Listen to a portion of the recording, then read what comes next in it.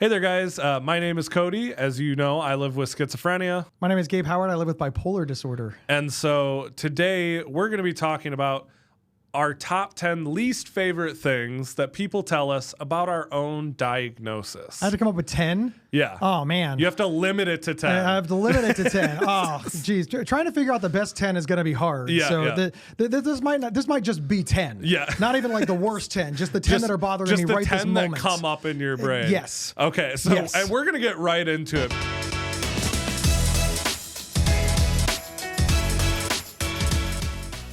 The reason this conversation came up and we wanted to make this video is because I've had some of these things said to me in everyday life. But when you're a content creator and people can leave any comment with no accountability or repercussions, you get a lot of very crazy comments. And so I knew that we would have plenty of content for this. So I'm going to let Gabe get started. We're going to go back and forth and list our 10 least favorite things that people have told us about schizophrenia or bipolar disorder. But before we get started, I'm going to let Gabe introduce himself in case you haven't seen any of the other videos I've featured him in. Hey, my name is Gabe Howard. I live with bipolar disorder, and I wrote the book Mental Illness is an Asshole and Other Observations, which you can get wherever they sell books, but you can also get it at gabehoward.com, and I will sign it. Also, head over to gabehoward.com and you can see all of my podcasts and all of the other things that I do. I'm the host of the Inside Bipolar podcast from Healthline Media. Absolutely recommend checking that out. It is hosted by a patient and a doctor, and I think that's what really makes it original, because usually it's the patient voice or the doctor voice, but we fight it out on the show. All good content. I've been a huge fan of Gabe since before I started making social media. So this is always super fun to do content with you. But this one, I think we're both really excited for because we've been making a lot of more serious conversations and videos. And so this kind of allows us to break loose a little bit and talk about some of the crazy things that people tell us or say to us about our own diagnosis. So I'll let you start. The number one thing that bothers me the most is when people attribute my personality to bipolar mania. Yeah. They're like, Gabe, you're funny, you're gregarious, you're witty, you have charisma, you can draw attention. You're so lucky that bipolar disorder gave that to you. And it's so offensive because, of course, when I'm depressed, I'm not talking to anybody. If I would have died by suicide, I wouldn't be talking to anybody. And also, really, I owe my personality, creativity, and intelligence to a disease? That's incredible. I mean, could you just imagine if like a stranger came in and stole your wallet and everybody was like, oh my God, you owe your exercise to that guy who robbed you at gunpoint. You'd be like, that is the weirdest reframe I've ever heard. Like I was just robbed. Yeah. Like I had to walk home because he stole my wallet and phone. And they're like, no. He did you a favor and got you to exercise. You would be so angry. It's the weirdest takeaway. It's the weirdest takeaway. It's hurtful. Yeah. It's just hurtful. I'll be quicker on all the other ones, but that just bothers me. Oh, no, yeah. Because I worked hard to cultivate this. I am well read. I am well researched. I practice talking to people. I practice public speaking. I practice being a podcaster. But they make it sound like I just inherited it. Yeah. Like I didn't do any work at all. That I just woke up one day this. Yeah. What? Yeah, bipolar disorder is evil and awful. Yeah. It is not good in any way. And I guarantee if I offered to give anybody bipolar mania, they would reject it and tell me to keep that disease out of their brain. But why? It's so magical. My first one is along similar lines, but in a different sense. People will say to me, Kody, you have schizophrenia. That's not an illness. It's a gift. People will try to convince me that it's either a spiritual or religious gift. And that not only diminishes my entire lived experience and everything I've been through, but it's so insulting because every bit of my life with schizophrenia has been terrifying, has been scary, has been the most upsetting thing I've ever dealt with. And you want to sit in front of me and tell me that it's some sort of blessing that I have this illness. And it's similar to what you were just saying, not so much about what I am, but literally telling me that the things that my illness is causing is some sort of beneficial gift to me. And this is some place where I always want to point out, I understand that people have their different religious and spiritual beliefs, but telling someone with psychosis or schizophrenia that what they're experiencing is not only real, but a gift limits the chances of them seeking help because it's going to lead into a delusion where they think this is a God-given gift or this is a spiritual gift, and getting rid of it would actually be a dishonor Well, to... yeah, who wants to stop the voice of God? Exactly, like, you'll burn in hell for all eternity. And so, like, that's the one that bothers me. And I'll also be quicker on the other ones, but I think we both started with the one that really we started with the one that really made us angry. Yeah, because that's the first one we think of. But go ahead with your second one. Yeah. The next one is, Gabe, bipolar disorder is your superpower. And I hate that for the exact same reason that you just made. Bipolar disorder tried to kill me. Yeah. It's not a superpower. It doesn't give me any advantages whatsoever. It only takes. Yeah. I can sit here and name off all of the symptoms of bipolar disorder, all of the horrors of bipolar disorder. Hell, I can be practical and name all the expenses of bipolar disorder. It turns out that doctors and medications and therapies aren't cheap. And yet now it's a superpower? That is the dumbest reframe I've ever heard. It is not a superpower, hard stop. Yeah. Recovery from bipolar disorder and that resiliency, that's a superpower. 100%. But that has nothing to do with bipolar, does it? Yeah, I hate that one. Yeah. And it's become really vogue lately. And people feel that it's complimentary, which I do feel a little bit bad because I feel like when they say it to me, they're complimenting me. But I don't hear it that way. Well, and I think some of these things that we're going to say are not always meant in a negative way. Like, I think when people tell me that schizophrenia is a gift, a lot of the times I think it's what they truly believe. Yeah. I don't think they mean it in a negative way, in a mean way, but that doesn't make it less irritating or less frustrating. It doesn't make it less insensitive. Exactly. Yeah. I don't think it's malicious, but it's also not well thought out. Exactly. So, What's your next one? My next one is Kody. You wouldn't be doing advocacy or social media without your diagnosis. This one frustrates me because I would exchange all of this in a day to never have gone through what I went through. You know, people, and this is a lot of what I get where people will be like, oh, you have all of this now because of schizophrenia. No, I have this despite schizophrenia. I worked very hard to get to where I am. I also got very lucky. Like, a lot of people make social media. Not everyone gets a platform like I have. So there's some luck involved with that, but it is not because of my schizophrenia. Maybe I would have had success on social media without it. Even if that's not the case, even if, say, I could go back in time and not having schizophrenia meant that I just had a regular day job, and I would trade it. And people think I'm lying when I say that. I would trade it because living the several years I did undiagnosed, struggling with addiction, being incarcerated, there's so much like lived trauma from those experiences, and I would trade it in a heartbeat. It has not in any way benefited me.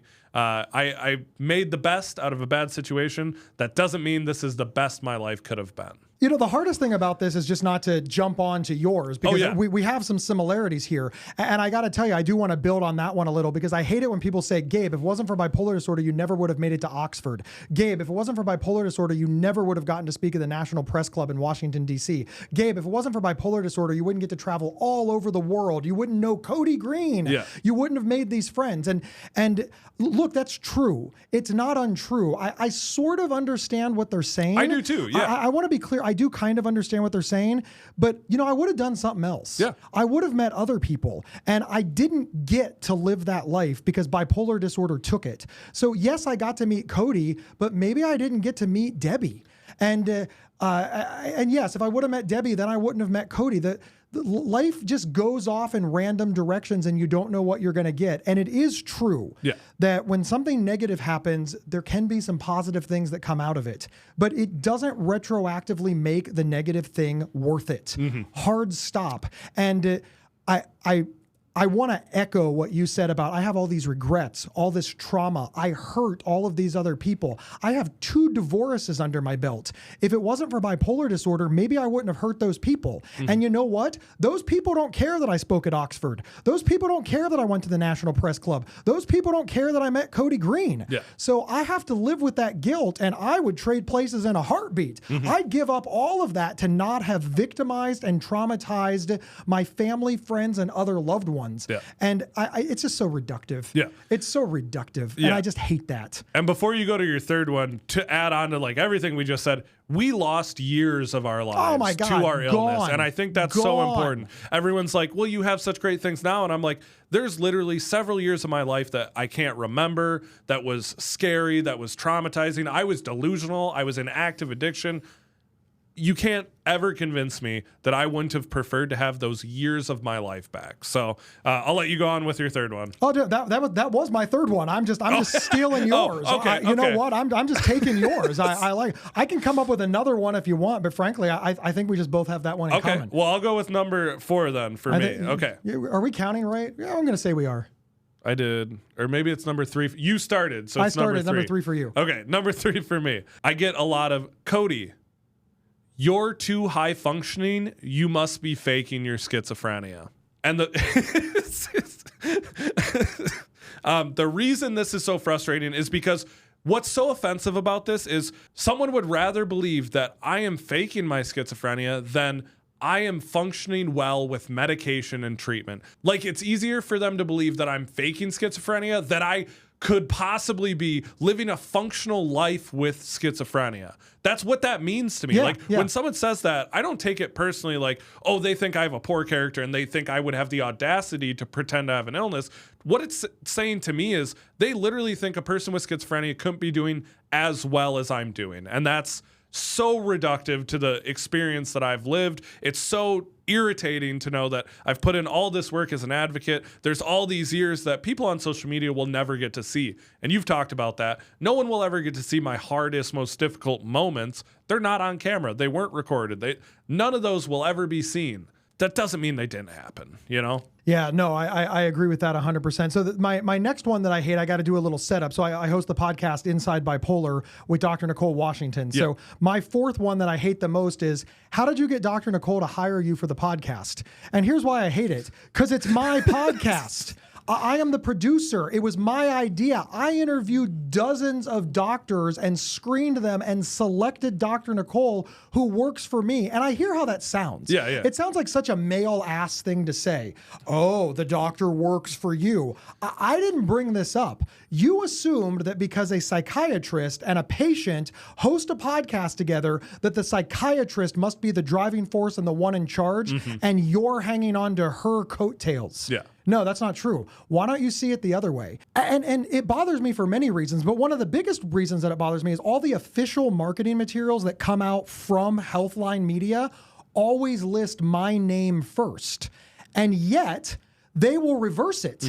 They will switch I will send them a bio that lists my name and then Dr. Nicole's name, and they will physically go in and edit it to put her first. They actually have to manipulate the official marketing materials of the podcast because in their mind, the doctor must go first. Yeah. That they alter official marketing materials and documents to line up with their worldview that doctors are in charge and that patients must follow. And like you said, I love Dr. Nicole. I have all the respect in the world for her. I don't care that she's getting top billing. This isn't an ego thing. Yeah. It bothers me, the sentiment behind it. Yeah. Which is that a patient couldn't have come up with a Webby-honored podcast on the largest health network in the world. It must have been the doctor who was the driving force. I want the credit because I want to show other patients that they can achieve on a high level. Yeah. And I'm constantly being thrown up barriers to that. And the only way to remove that barrier is to feel like an asshole and to try to take credit away from a woman who has shown me nothing but respect and who works hard and who is an excellent co-host. And I just sound like an asshole every time I say, actually, my name goes first. Yeah. They're like, why does it matter? Because it does. Yeah. And that's really the answer. So it's a frustrating position to be in, but it really does tilt their hand that they just believe that a patient can't be in charge. Yeah. And that's hurtful. Why can't I be in charge? I can achieve. Literally, yeah. Also, she's a doctor. She's really good at being a doctor. I'm good at being a podcaster. I'm really good at what? Just because she's a doctor, she's also good at podcasting? Come on, that's not even fair. I'm over it. I can tell. Let's move on to number 5. Or 4. What number are we on? So my fourth one is, Kody, you wouldn't have schizophrenia if you just got an exorcism. A real comment that I get, and when I talk about this, people are like, well, you're just talking about a one. This is a daily comment that I get on social media. Anytime I post a video of me having active symptoms or me talking about hallucinations, people will suggest that I have demonic possession and that I need an exorcism to get rid of it and that I don't have schizophrenia at all. I know. Yeah. Really? You know what's crazy? No, hang on. Listen, I know it's your show, and I don't mean to call bullshit, but now when you say that people say, you mean like one like internet troll said it. Does this happen often? I can literally open my phone and show you a comment right now. It will take me a matter of like a minute to pull up a comment, and like that is how common it is. Is like I literally will get this every single day.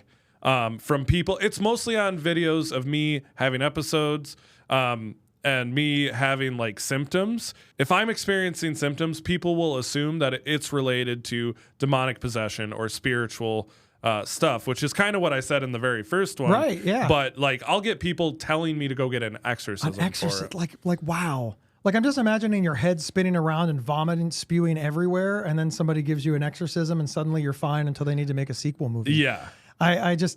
It's wow. Just wow. Okay, yeah, right here. Just like that, man.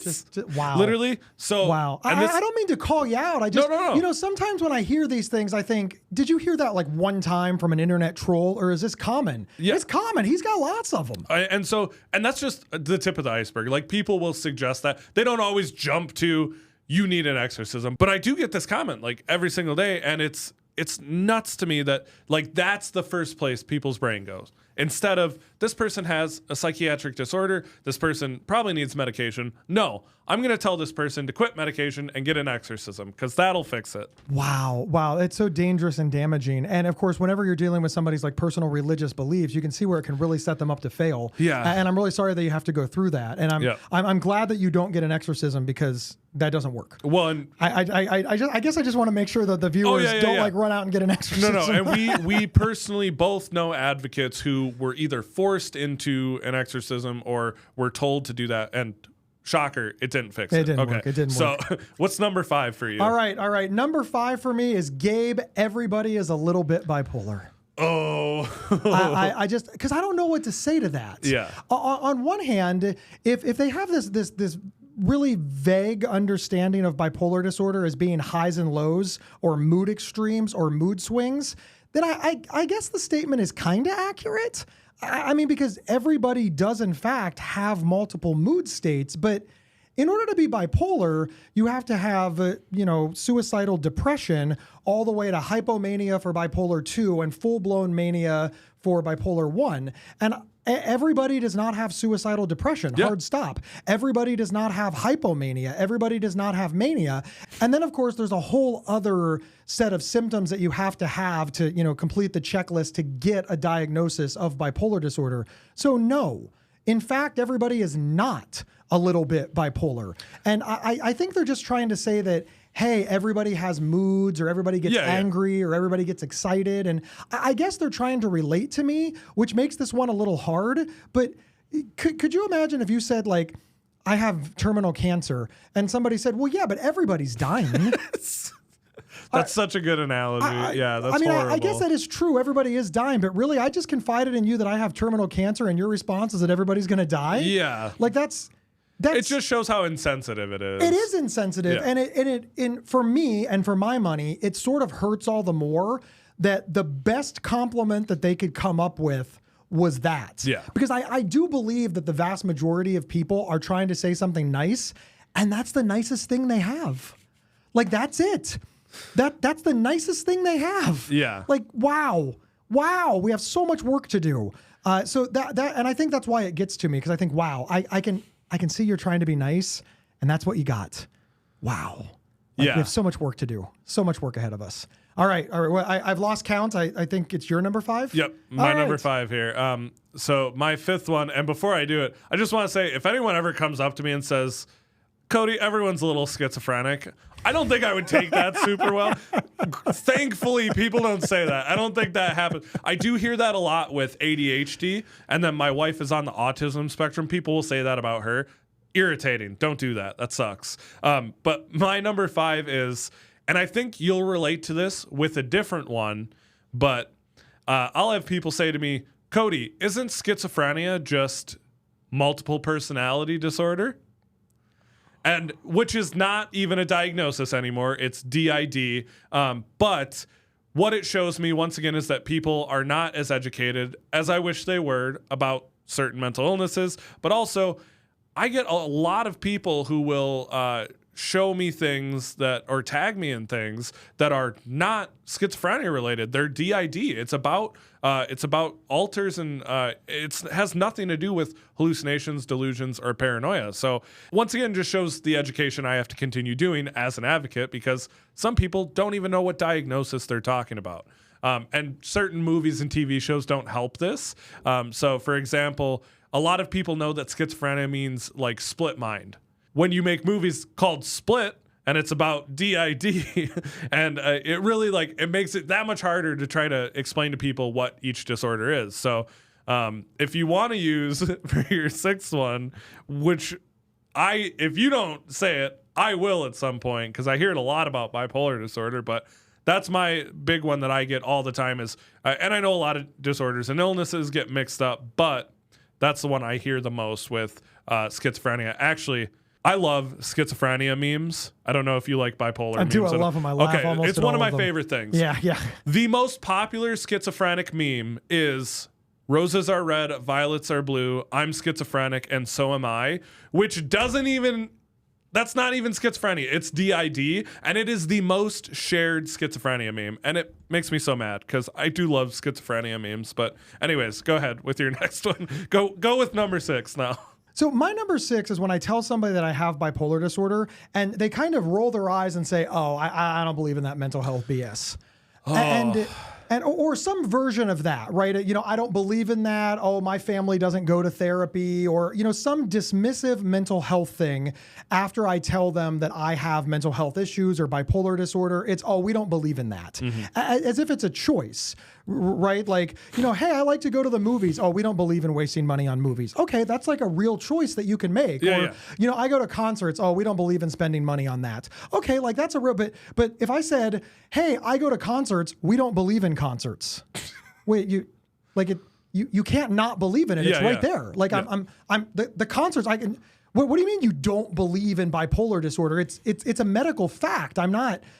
What don't you believe in? Do you think the doctors are lying? Yeah. And in my early days, I would actually fight these battles where they're like, yes, it's made up to sell prescription drugs. It's made up to coerce people into therapy. It's made up for men to abuse women. They've got all these reasons that it's made up. But now, as I've grown in my career, one of the reasons that it bothers me is because when you press a little bit, there's always like a little bit of a basis for it. And it's a basis that has a little bit of fact under it. And that makes it really difficult. Mm-hmm. Like I'll say, look, I have a mental health condition, and somebody will say, look, I don't believe in that. I think sometimes people just need to be a little more resilient and just need to practice a little more and not go after a magic pill. I kind of agree with that. The overprescription of antidepressants is well researched and well documented. Yeah. We have just millions of people taking psychiatric medications that do not consider themselves to be mentally ill, but yet they're taking mental illness drugs, which means they're mentally ill, but they don't consider themselves mentally ill, which makes no sense. Yeah. So there is a larger conversation to be had for what we believe in when it comes to mental health versus mental health crisis versus mental health treatment. But the base statement of, "I don't believe in bipolar disorder," I don't know where to go with that. Yeah. I don't know if this is a misunderstanding, an educational issue. Is it a throwback to the overprescription or overdiagnosing of common mental health maladies? Is it a reaction to all the media attention that mental health has gotten since COVID? I don't know. But it really handcuffs me, because anything that I say next is going to be considered fact because I'm an expert. Yeah. So I don't know what to say, because if I say, look, it's absolutely true, and they say, "Oh, you believe that 70% of children in high school have anxiety, diagnosable, and need to be put on medication?" "No, I don't believe that." "See, you don't believe in it either." "Oh, well, shit." And that's what makes it complicated, because I don't know where they're coming from. Mm-hmm. But it just irritates me, because bipolar is real. Yeah. Why do I have to deal with everything, Kody? Why? All right, you're number 6. My number 6 is Kody. You couldn't possibly have schizophrenia because my so-and-so has schizophrenia and they don't act like that. Schizophrenia and mental illness is an individualized experience. It is never going to be the exact same thing. People are not going to respond to the exact same medication. It is individualized. And I can say that until my face is blue and there's steam coming out of my ears, but no one ever seems to listen to me. And I get these comments a lot. And it's from people who I think are upset because they see how far I am in my journey. And I get it. You know, there's frustration that comes with that. But it's an individualized experience, and we need to remember that. It's not going to look the same for everybody. And that's true with schizophrenia or bipolar or whatever you're talking about. So my number 7 is less of a thing that people say to me, but it's more of something that people do to me. And it's a concept that I refer to as the suffering Olympics. It's where when I say that I live with bipolar disorder, they point out that they have a mental health issue that's worse. It's like a one-upmanship. You know, they have bipolar disorder and depression. And yes, I have bipolar disorder, but they have bipolar disorder with psychotic features, or they've been sicker longer, or, well, their bipolar disorder causes them more issues than my bipolar disorder causes me. And I really hate that because I don't know what to do. Yeah. There's no clear path forward, because if I engage them and say, look, here is what I went through, then I am playing the suffering Olympics. I am now trying to convince them that I am worse than them, which has no good outcome. Yeah. But if I let them believe it, if I'm like, oh yes, you are the sickest of the sick, there is nobody sicker than you, that is also very damaging, because now they believe that they have a special case of this illness, one that may be untreatable or won't respond to treatment, or one that they cannot recover from. So the best that I can do is say, look, this is stupid. Well, why are we comparing illnesses? I mean, there's just, you may well be worse than me. I may be worse than you. And this may change over time. But I got to tell you, Kody, I detest the suffering Olympics, because it is not a productive conversation, and it's not going to lead to wellness or recovery. And that alone is reason not to have it. But people get bogged down in it, probably because of the pessimism and lack of optimism that like severe depression and bipolar disorder can make. You can see where we get here. Yeah. But I just think it's just a fundamental waste of time. Yeah, for sure. My number 7, and this is a weird one, so bear with me here. It's usually in the form of a question, which is, Kody, do you ever hallucinate during sex? First of all, no one is entitled to that information. Second of all, completely inappropriate. And third of all, I get that question way more than you would think. And it's such like a disingenuous question, because it doesn't do anything for the conversation around schizophrenia.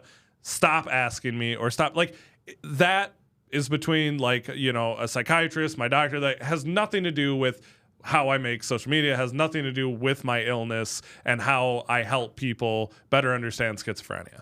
It's just a way that people can try to almost make like a mockery of the content I make. And I don't think it's always meant that way, but sometimes it definitely is. And so, hate that one. Stop asking me, because I'm not going to answer it. Wouldn't it be a jerk move, though, if like right now I asked you that if you did, is that considered a three-way? I feel that needs to be said.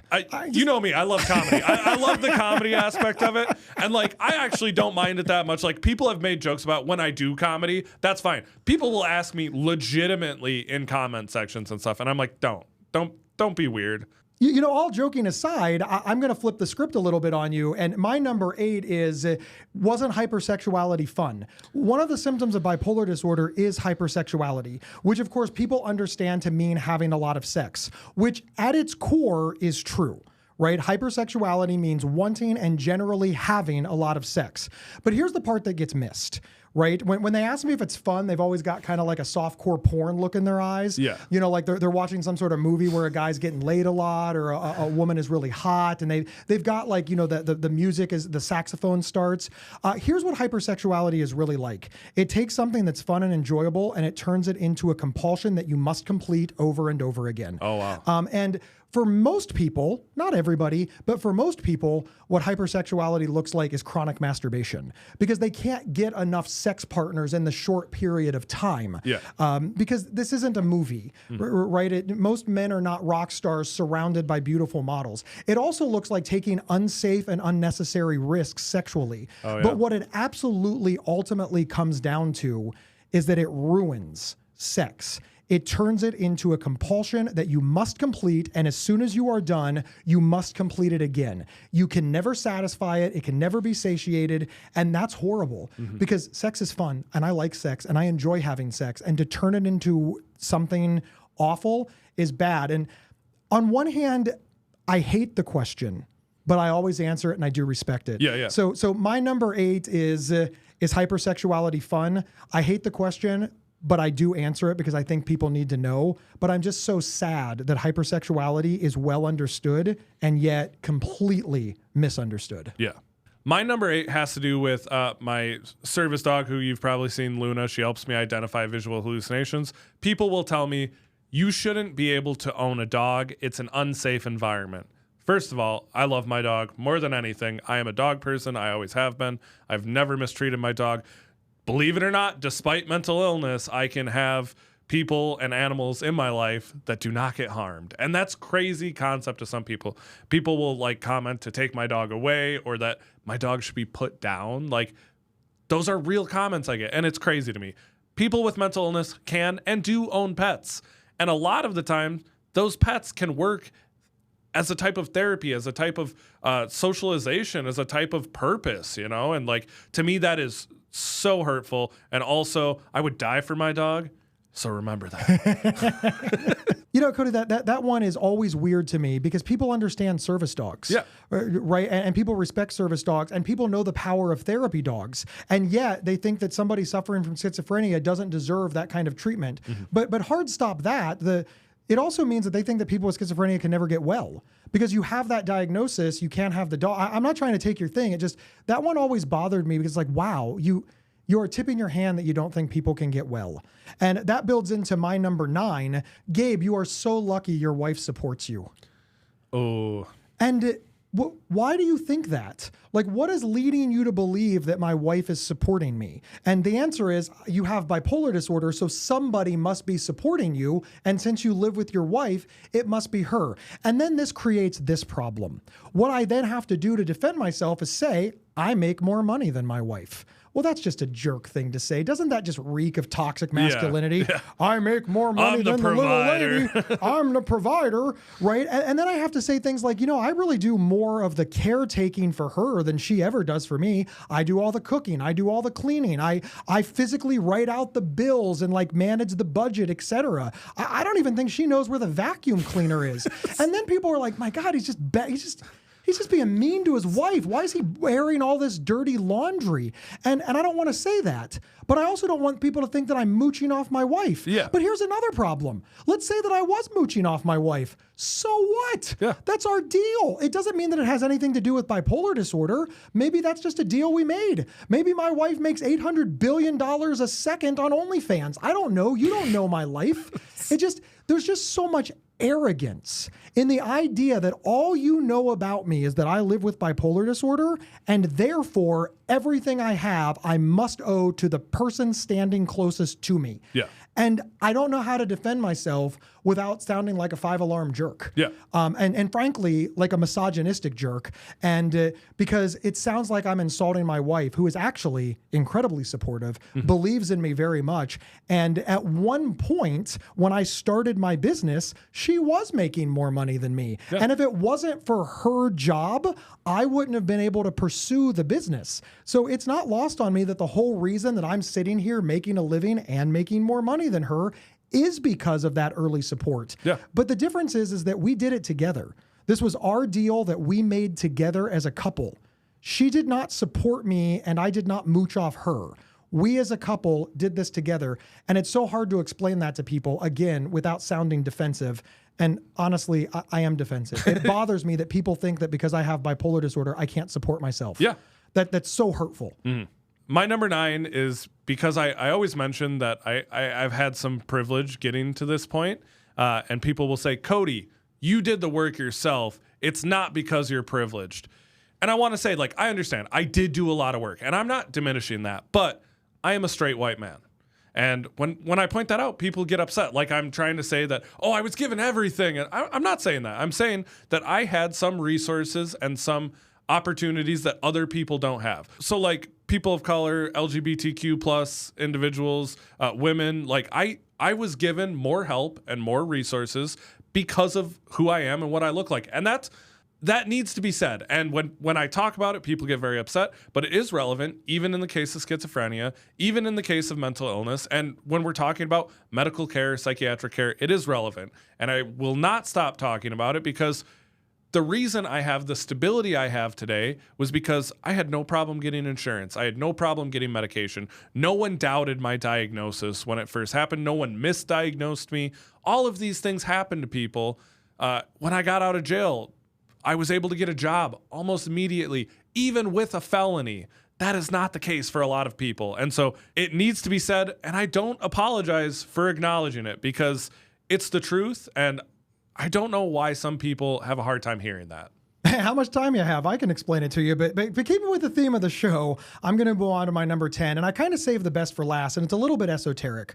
There's a phrase out there that you hear all the time, and when I say you hear it all the time, you hear it on pop culture. You hear it on primetime sitcoms that are on network television, easily accessible to children, and it's some version of crazy women screw better, right? Except sometimes they say the F word. Or we've seen on like popular culture the crazy hot factor, like the amount of crazy in a woman and the imagine of her hotness, and when it reaches the pinnacle, that's the woman that you want to go after. And we play this for games and sport and humor and funny. And I want to be honest with you and your audience. I have participated in this in my life, but I've now realized the inherent misogyny in it when it applies to women, right? Like you have to be mentally unstable. You have to have daddy issues, or you have to have depression in order to be like the hot depressed girl, or it's diminishing and it's offensive. And it's worked its way around to me, which I do recognize that's why I care now, right? So that sort of feeds into what you were saying about privilege.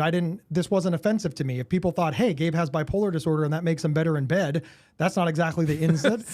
Yeah, right. You're not upset about that. Right, I'm not upset if people think I'm really good at sex, right? Yeah. But as an advocate, I try to speak for everybody, and I realized that I was ignoring an entire section of my demographic, which is women who live with bipolar disorder and the men who think that this makes them better in bed and is reducing them to their sexual prowess or their sexual expertise. The whole thing becomes incredibly cumbersome in my mind because people believe this is true. Mm-hmm. It's not just played for humor, it's played for truth. Mm-hmm. We believe this. And I don't know how to get around that without, frankly, sounding equally misogynistic. Well, women don't have to be good in bed in order to be meaningful. Oh, thanks, dude. Yeah. Thanks for defending. Like that sounds so whenever this comes up, I don't know what to say. Yeah. I really try to stick to the research, which is, I got to tell you, being sick does not make one a good lay. Yeah. Being sick does not make one reliable or responsive or good at paying attention to another person, which probably makes them bad in bed. Mm-hmm. And I can tell you, when I was manic, I could only think about myself. So I got to imagine that nobody thought, hey, that arrogant guy who was so self-absorbed he couldn't even tell I was in the room was really good at what he did. But I really do get handcuffed by it. Yeah. Because I really think that this hits women significantly harder than it hits men. And it does have some residue for male sexuality and male prowess as well. Yeah. And then also when you couple that with like sexual side effects in mental health treatment, how can I both be better at bed because I've experienced mania and have sexual side effects about my treatment? Like those two things don't go together, which creates even more barriers to care. Yeah. The expectations are higher, but my ability is lower because of the treatment, which makes me not want to take the treatment, which of course makes me vulnerable to relapse, and this whole thing, I saved it for last because it has to do with sex and people like that, but it's also because there's no clear-cut answer. Mm-hmm. I can't tell if the reason people are asking is because they genuinely want to know if people with mental illness are better in bed, or if it's just more proof that they just don't understand the plight and the circumstance and the issues that people with severe and persistent mental illness face, and they're making jokes about it that I am not clued into. And all of that leaves me handcuffed. Yeah. And I don't like that feeling. Because I do sort of feel like I'm being mocked, but I also feel like maybe there's a genuine question in there and I don't know where to go with it. Mm-hmm. I also saved what I think is like the one that might bother me the most, which is a comment that I get a lot on videos of me having active symptoms, because I've shown how I use coping mechanisms and stuff like that, or how I use my service dog, and people will see those videos and they will say, Kody, schizophrenia must be so much fun because you'll always have company. And there's nothing more diminishing to what I've been through, what I still go through with auditory and visual hallucinations, than telling me that you would love to have my illness. People will say that to me. They'll say, I wish I had schizophrenia, in my comment section. And I have a big enough account now that all of these comments, I don't think everyone assumes I see them, but I do. When you're a content creator, you do see these comments, and it can get to you. This one has bothered me the longest, because it's something that the very first time I posted a video about schizophrenia, it was one of the very first comments I got, which was, and I didn't know how to respond, because I'm like, I get that they're not trying to be mean. They're like, they genuinely are looking at my experience and somehow thinking it would be enjoyable. Or the idea that some people are so lonely that they think that it would be better to have this experience. And like I said earlier in this recording, I would trade anything to not have it. Like I would give up everything I have, but people see me having symptoms or talking to someone who isn't there, and they'll say things like, oh, well, you're never alone, or at least you always have friends. And I'm like, I don't think you guys realize how scary it is to realize you're hallucinating, or how disorienting it is to realize that the person you were talking to for several hours was never really there. I can't trust any conversation I have. For a long time, I couldn't go out in public because I didn't know if the person I was talking to was really there or not. And it's so frustrating. And I still, to this day, don't really have a good response to it, other than if you could see what I went through to get to where I am, I guarantee having some hallucinations, or people will use this analogy too, it's like doing drugs without having to take drugs. Oh, like it's Kody. That's or like, oh man, it's like being born taking LSD or mushrooms. And I'm wow. like, it's so incredibly hurtful, because no one understands what I've lost because of schizophrenia, what I've been through because of schizophrenia, and what I still go through, And so that's the one I'm ending on. Kind of a bummer note to end on, but I mean, those are the comments you guys leave. So it's like, what are you going to do? What are you going to do? What are you going to do? But all of these things are just so many things you should avoid saying to people with mental illness. And I want to thank Gabe for coming on. Be sure to check him out. Ask a Bipolar on TikTok, Instagram. He's got a book, Mental Illness is an Asshole. He's got loads of podcasts. Be sure to check him out and stay in tune for any more videos that we decide to put out. Thank you so much, Gabe. Hey, thanks for having me. Yeah.